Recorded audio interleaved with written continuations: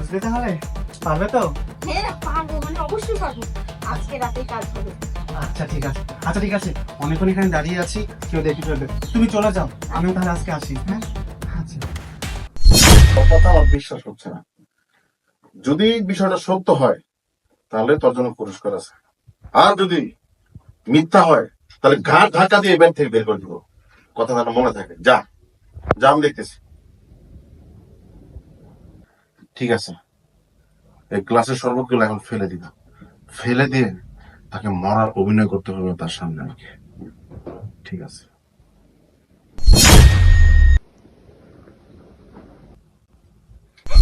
আরে কি হয়েছে দেখি তো, এ তো মরে গেছে।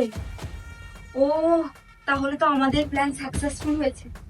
আমি একটা কাজ করি, শ্রাবণকে ফোন দিই।